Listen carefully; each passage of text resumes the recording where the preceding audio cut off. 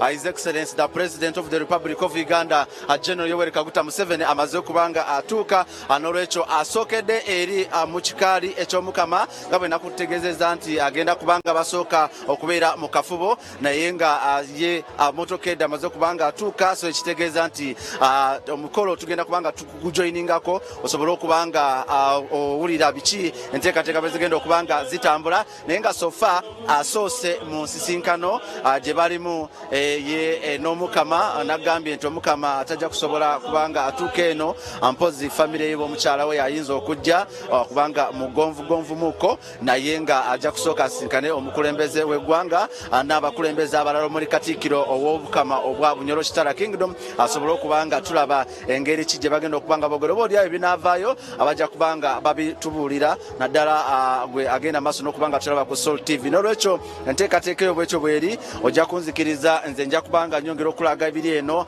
akafubo ke balimu. Of course bannamawulire tebajja kubanga babakkiriza okukabeeramu, naye ebinaabivuddeyo oba olyawo omukulembeze w'eggwanga bw'anaaba ayogerako eri abantu atujja kubanga of course tumanya ensinkano eno na biki ebibaddemu. Omukolo tukuweereza obutereevu nnyo nga tuli wano Hoima ku kisaawe wano mu kikaali eky'Omukama wano wennyini, watugenda maaso n'okubanga ekifaananyi tukikuweereza. Tugenda kuba tukuweereza akasavu kanyama, wagenda maaso n'okubanga tulaba sides zombi.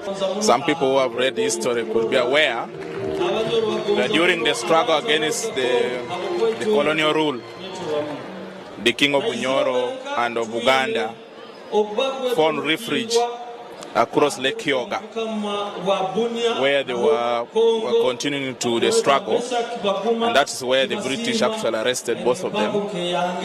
So the Kumam kingdom is now an established kingdom, and we have a good relationship with the Bunyoro. I have come here to represent the Kumam people, and really we bring the people of Bunyoro our wishes, our warm congratulations to the king for making 31 years as the king of Bunyoro. We also continue to pray for his wellness. We are aware of his condition. As a Kumam people, we pray for him, for God to grant him good health, and for blessings for the people of Bunyoro. Download the Salt Media app from the Google Play Store and the Apple App Store.